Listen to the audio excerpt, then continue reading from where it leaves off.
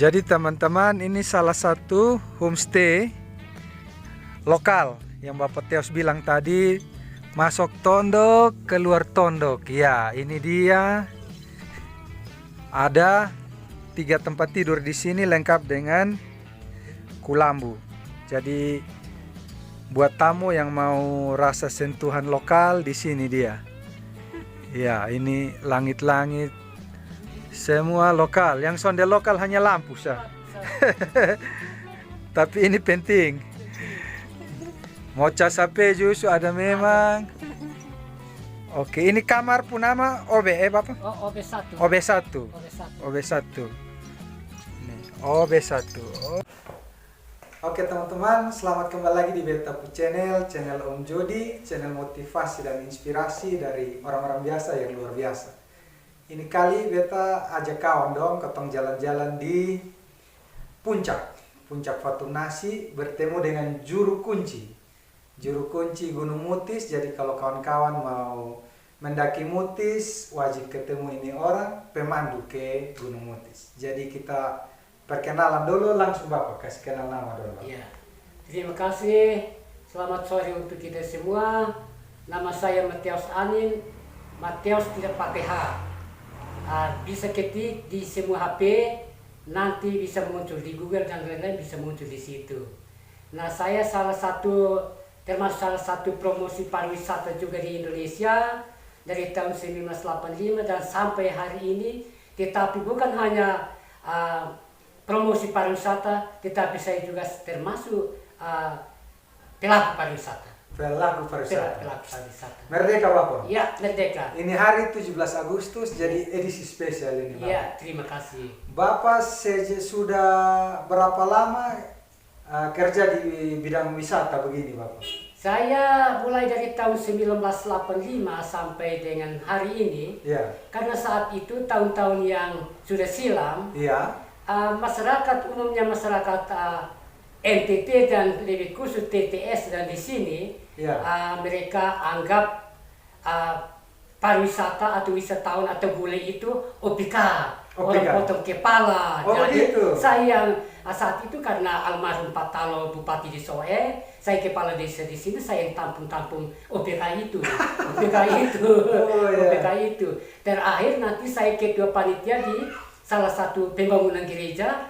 Nanti saya kasih mereka, nanti kamu bisa kasih laku punya kampung barang di OPK atau bule, supaya kita bisa membangun kita punya gereja. Iya. Jadi dulu orang lihat orang barat pikir OPK. OPK nanti jadi fuik semua. Iya, dia punya anak kalau datang kok dekat OPK atau wisatawan mancanegara, itu bisa pukul di samping kepala desa atau juga pukul di samping bule. Oh begitu? Iya, di samping bule. Ya. Oke, jadi dia punya cerita begitu. Iya, dia punya Tapi cerita. kalau sekarang Bapak? Kalau sekarang akan sih belum. Pernya kalau mulai start dari tahun-tahun itu, kebetulan saat itu kita belum ada penginapan. Jadi bule datang itu, kadang-kadang mereka datang di sini kembali dan nginap di Soya atau di Kupang. Kalau sekarang?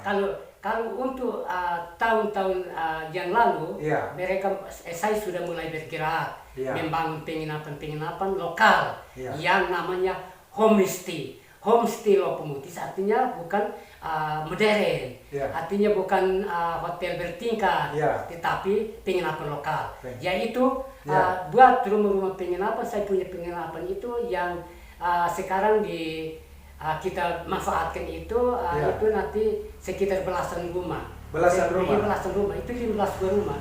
15 buah rumah, tetapi saya pertahankan tradisinya, yaitu masuk setengah mati, keluar juga setengah mati, tetapi wisatawan mancanegara itu mereka senang sekali karena mereka tidak mau yang modern. Itu maksudnya karena masuk setengah mati, keluar setengah mati karena apa? Ini tradisi dari dulu, kita besar dan lahir di situ, dilahirkan di situ. Jadi masuk harus tunduk, keluar juga harus tunduk. Itu artinya ada pun filosofinya. Jadi masuk harus tunduk ke tuan rumah, masuk harus tunduk ke alam, ke leluhur dan ke Tuhan Allah.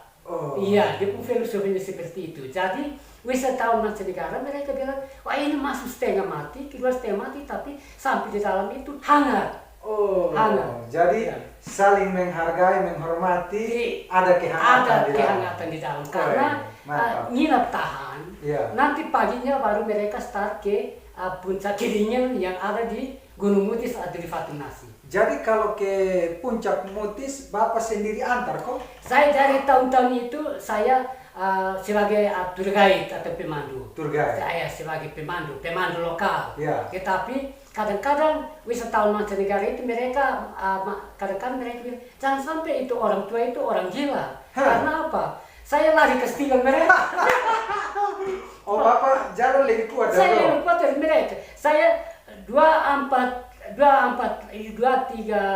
4 langkah, laut 1 langkah. Itu laut satu, tapi saya menang. Padahal orang barat sekali langkah 2 langkah itu. Saya laut 2, 3 langkah. Vival. Saya vival. Berarti orang Indonesia Bapak lari ke Stingga? Iya, saya lari ke Stingga. Sekarang umur berapa? Saya sekarang 85 tahun. Masih naik juga? Saya masih tetap sebagai tour guide. Karena saya lahir tahun 1937. Saya dibaptis oleh pendeta Peter Middelkoop orang Belanda tahun 1942. Oh, Pak Middelkoop. Ya, Pak Peter Middelkoop. Dulu di Maranatha itu? Iya. Itu saya... baptis Bapak itu datang sini kok? Bapak kan wilayah ke saat itu termasuk di Molo. Jadi Bapak dibaptis? Saya dibaptis. Dan saat itu baptis masal. Baptis masal karena masyarakat yang ada di Fatunasi saat itu kita masih halai. Jadi saat itu dibaptis, walaupun anak kecil, orang dewasa, orang tua juga baptis masal itu tahun 1942. Saya dibaptis itu sudah umur 6 tahun. Sudah 6 tahun? Sudah 6 tahun. Dibaptis oleh pendeta Peter Middelkoop. Kemudian Bapak, kalau ketinggian Gunung Mutis itu berapa? Bapak masih ingat kok? 2.417 meter.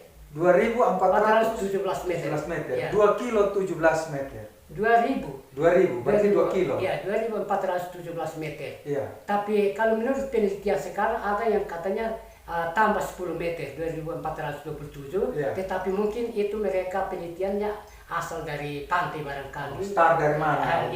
Tetapi kalau sampai di rumah ini, di homestay Lokomotis ini, nah ini 1.500 meter sampai di rumah. Sampai di rumah sini. Ya, di rumah. Jadi kita mendaki itu perlu berapa jam sampai di atas puncak, Bapak? Kalau pendakian itu saya pikir kita orang Indonesia itu ya kadang-kadang lambat. Ya. Kalau ikut aturan bule? Aturan bule itu ya paling tinggi 3 jam dari sini sampai di puncak, jalan kakinya. Jalan kaki start dari Lokomotis? Iya, Lokomotis sampai di Gunung Mutis. Tapi itu 3 jam? 3 jam, tapi itu karena perlahan-lahan.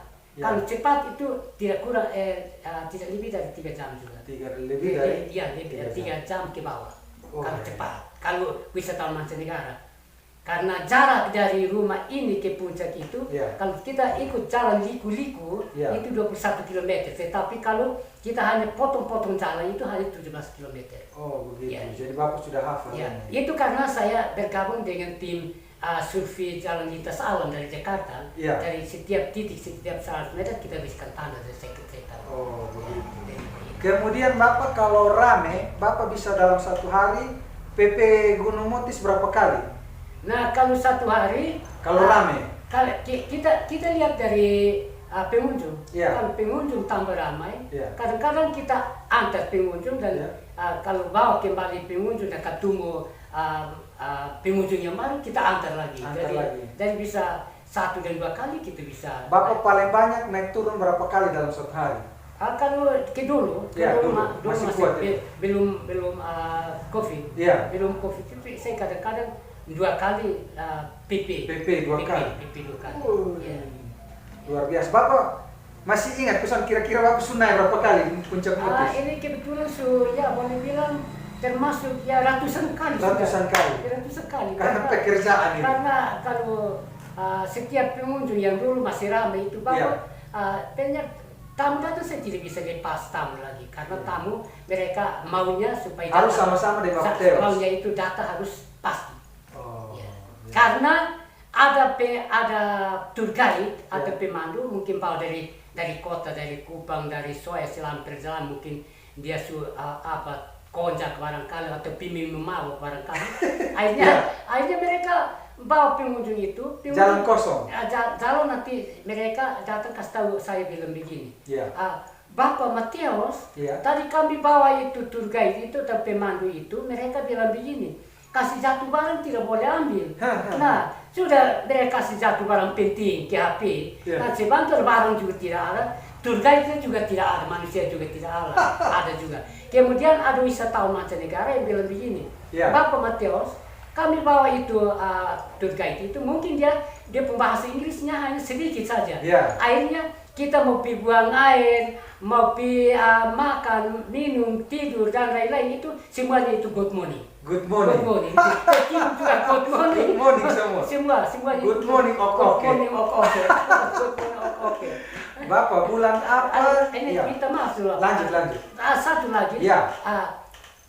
Mereka bilang begini, Bapak yang tadi kami keluar dari sini nanti pemandu itu bilang begini, jangan omong tutup mulut sampai di gunung, kembali juga gitu. Nah orang tidak bernapas barangkali dia tidak bisa omong.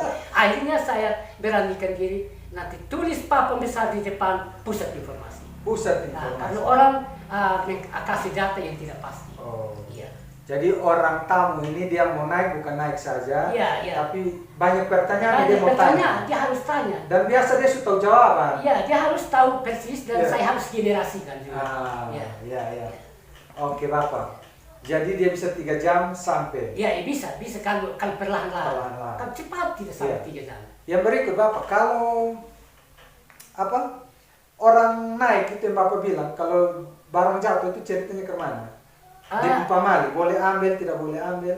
Nah, ini begini Bapak, kalau orang yang sudah kasih jatuh barang, itu harus ambil. Tidak apa-apa. Contoh ke barang penting, HP. Kita mau kasih tinggal di sana, bikin apa? Jadi itu juga ada satu politik dari pemandunya, supaya sebentar dia bisa kembali ambil.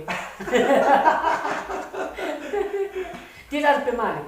Kalau lihat pusat informasinya ini tidak pemani, karena semua orang boleh omong, bilang mereka ada punya batu, ada gunung, ada pohon, ada fauna dan flora dan lain-lain, tetapi mereka tidak ada bukti sejarah kecuali saya.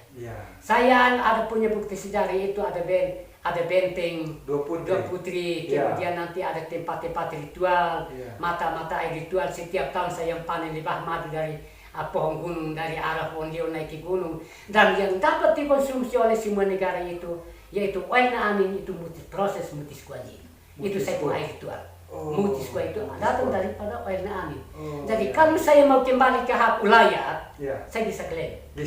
Saya bisa pengaruh keluarga, saya pun keluarga orang Rotenya, bisa pengaruh saya pun keluarga orang Balinya, kemudian bisa pengaruh keluarga Floresnya dan kawin mawin, saya bisa klaim. Tetapi saya hanya pikir saya takut Undang-Undang 45. Pasal 33 ayat 3 itu menyatakan bahwa bumi, air, kekayaan alam dalamnya itu dikuasai negara dan diusahakan sebaik-baiknya untuk kemakmuran rakyat. Merdeka. 17 Agustus. 17 Agustus. Dan ini Bapak minta terima kasih banyak karena hari ini Bapak bertemu dengan saya. Dan saya yang biasa, artinya kalau ada mahasiswa yang semester akhir itu, mereka mau ambil data skripsi, biasanya saya yang lengkapi untuk wisuda. Kemudian terakhir tahun lalu saya loloskan dosen-dosen dari Unika. Jadi banyak yang penelitian di sini. Loloskan dosen-dosen dari Unika, naik S3-nya. Ambil data di sini, penelitian. Luar biasa ya Bapak Mateus. Tetapi dengan catatan, sehabis wisuda harus kembalikan itu fotokopinya.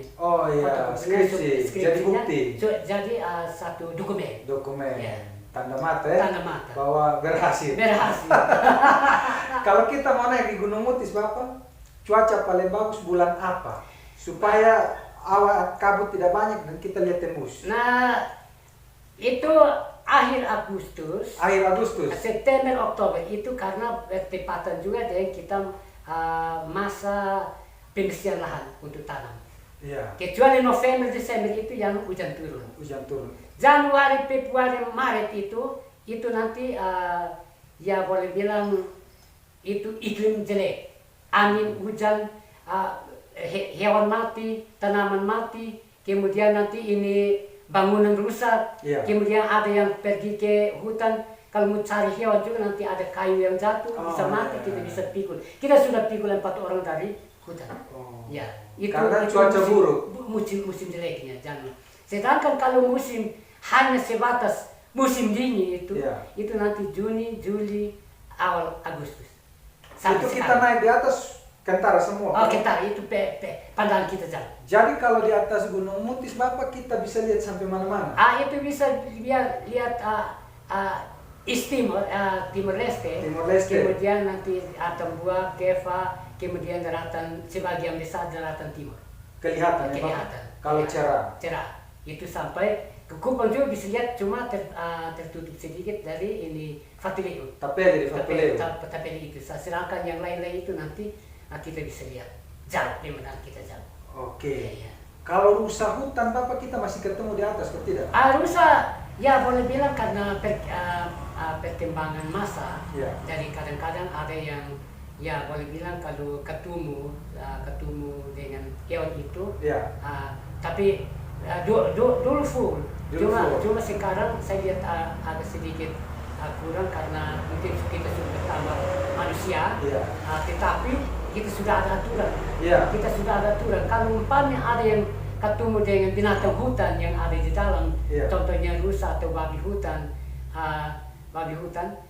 dan monyet dan lain, kus-kus dan lain itu tidak boleh diganggu. Kalau umpamanya diganggu dan kedapatan, berarti kita kenakan dia aturan hukum. Perdes itu kok? Perdes. Kalau dulu kita pakai hukum adat, hukum adat itu. Kalau dulu kita masih pakai hukum adat karena saya punya mama punya bapak kandung itu pernah Raja Molo, sedangkan saya punya bapak kandung itu staf raja, mereka pakai hukum adat. Jadi setiap pelanggaran di hutan nanti kita ada hukuman ringannya, ada hukuman beratnya. Hukuman ringannya itu nanti kita denda dengan uang, dengan pukul dia, atau dia bisa siap hewan untuk kita bunuh kasih makan banyak orang. Atau tetapi hukum yang paling berat yaitu hukuman mati itu kubur orang hidup-hidup. Dulu itu Bang? Ya dulu. Dulu kubur orang. Hukuman berat itu? Itu hukum berat. Ada satu titik, satu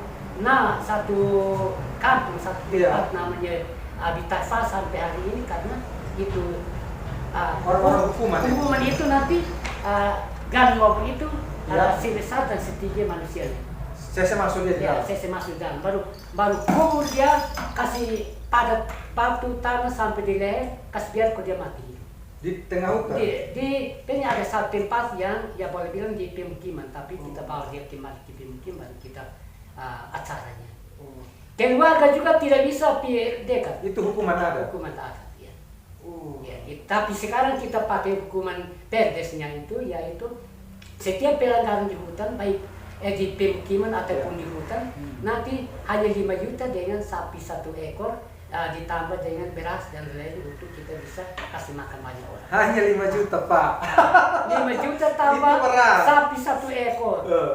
Sapi 1 ekor dengan beras dan lain.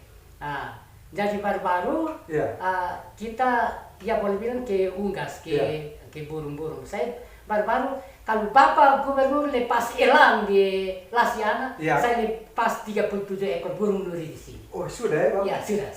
Luar biasa. Kembali ke tadi Bapak, itu tempat yang Bapak bilang untuk hukum orang hidup-hidup tuh. Abis dia mati, kubur dia di situ kok, kasih pindah ke mana? Nah nanti kalau dia mati itu tidak bisa kasih keluar. Dia di situ sudah? Itu kita hanya tambah batu. Tutup ambil dia? Ambil dia saja tambah tinggi. Yang Bapak ingat di situ ada berapa banyak orang yang sempat kena hukum di situ? Itu banyak orang di situ. Itu banyak orang. Sekitar 10 orang. 10 orang ke bawah. Itu. Aduh, satu kali kalau kita bikin video di situ pasti bagus itu Bapak. Tapi ini kebetulan itu juga tempat itu sudah ditinggalkan dulu kampung. Tapi sudah ditinggalkan orang. Tetapi kalau umpamanya sisi waktu, tapi jauh dari sini. Jauh dari sini itu kita itu sekitar 20 kilo ke bawah. Jalan kaki Bapak? Jalan kaki. Itu tempat pun nama bahasa itu ini Nunulete. Kalau bangke pesawat jatuh itu Bapak? Oh iya, dekat itu. Dekat situ juga? Dekat itu. Tapi bangkai pesawat itu dia itu waktu Perang Dunia Kedua. Perang Dunia Kedua itu ada satu musuh. Pesawat Jepang, pesawat Belanda. Pesawat Belanda, ya. Pesawat Belanda dengan mungkin Amerika dengan termasuk Jepang. Ya. Tetapi ada satu orang yang bawa pesawat itu, dia karena jatuh, suatu pesawat jatuh, dia sempat pegang di satu pohon, pohon eukaliptus, akhirnya turun perlahan-lahan sampai di bawah, nanti dia mati tersandar di pohon itu. Akhirnya dia punya keluarga itu, musuh itu, mereka datang kubur, tetapi tahun 1985-86 mereka sudah bawa pulang tulangnya ke negara Belanda. Begitu. Satu orang saja? Satu orang. Tapi badan pesawat masih ada? Kalau badan pesawat minta maaf, Bapak, kebetulan itu termasuk alat-alat barang-barang, alat-alat ini. Sejarah. Mereka sudah ambil pakai untuk yang buat tofa dan lain, cuma alat-alat berat saja. Berarti besi sepotong ada di situ? Masih ada. Mungkin yang bisa sis dong? Yang berat. Yang ringan-ringan harus ambil? Mereka sudah ambil. Titi bikin tofa? Iya, bikin tofa. Luar biasa ya Bapak. Iya. Kemudian Bapak ketong turun, tadi ketong sudah naik gunung, sekarang turun gunung lah. Kembali ke Lopomutis. Terima kasih. Bapak, kalau di Lopomutis ini tamu datang hitungan ke mana? Kalau satu orang hitung ke mana, 5 orang ke mana, terus dapat pelayanan apa-apa saya di Lopomutis nih Bapak?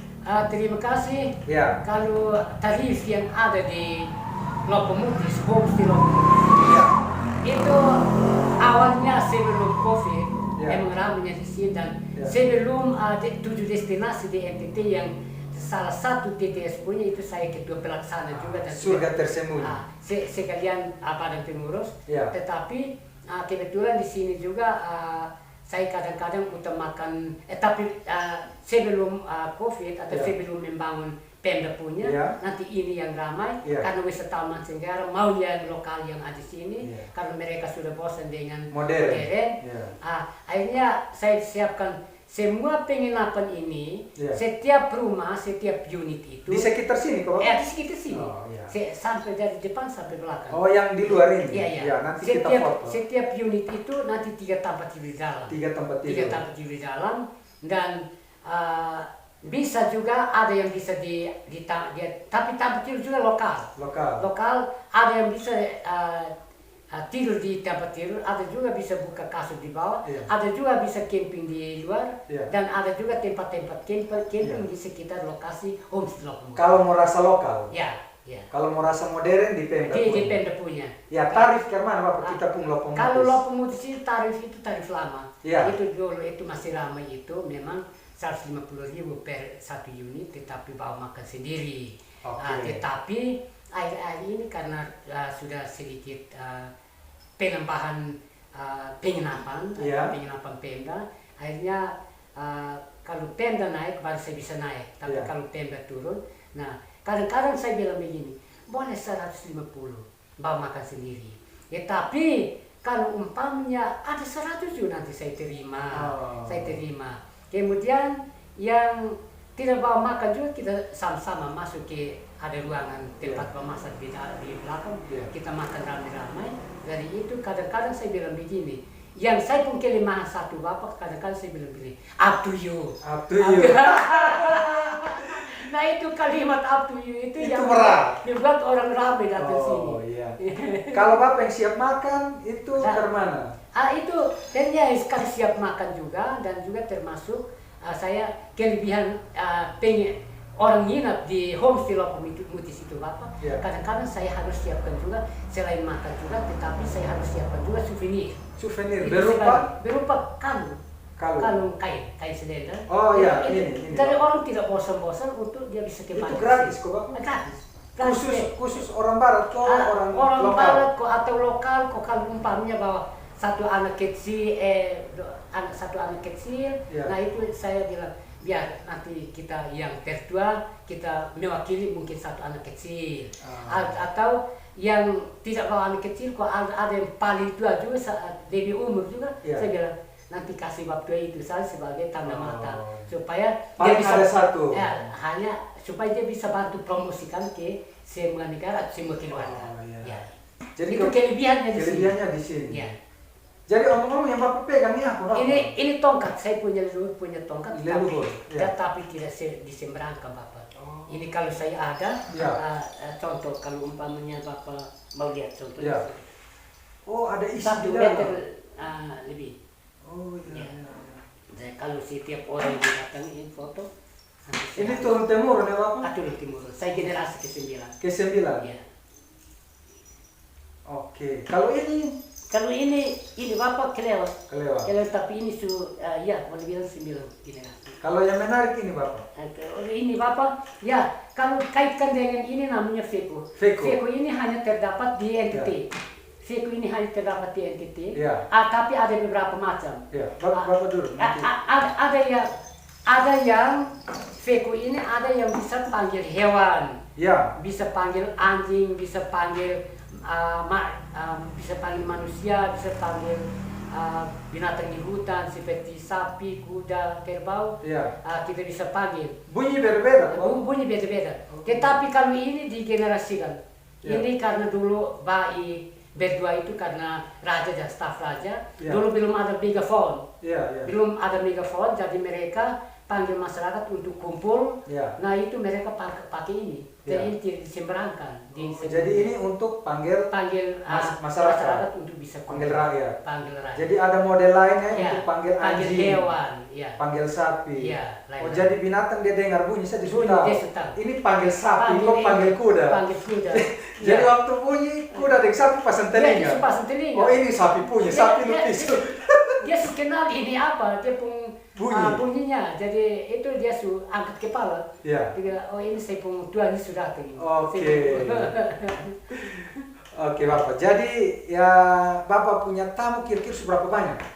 Kalau tamu kebetulan saya baru saya juga badan pengurus, ketua badan pengurus di Pemda NTT maupun Pemda TTS.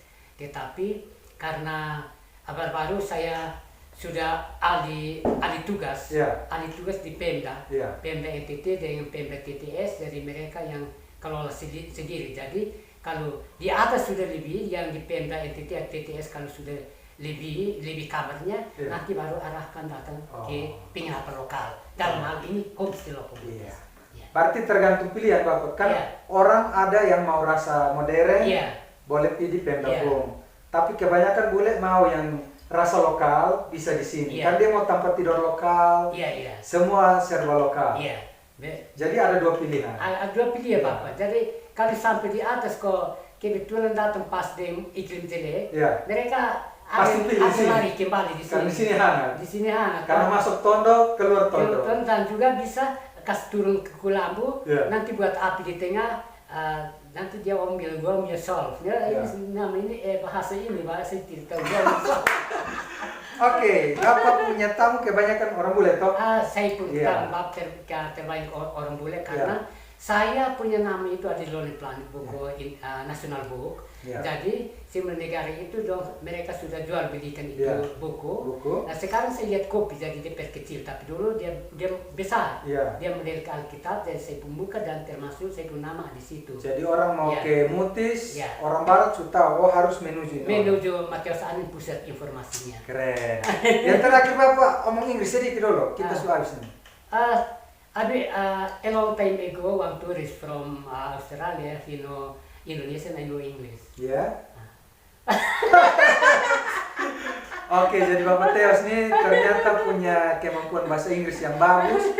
Jadi orang-orang bule banyak yang datang sini karena suka ngomong. So they speak with you. I speak English, but not so. Tourist come, he's like us. Speak with me. I speak English with him. I know learn English. I know studies, but I remember. You remember well. Very good. Oke. Itu dia kawan-kawan, ketemu kebersamaan dengan juru kunci Gunung Mutis Bapak Matius Anin. Jadi buat kakak dorang kalau mau mendaki Gunung Mutis, belum lengkap kalau belum singgah di Lopo Mutis. Itu saja, sampai jumpa di lain kesempatan di Om Jody Channel. Bye bye. Take me back where you want to be. Back to to the underground.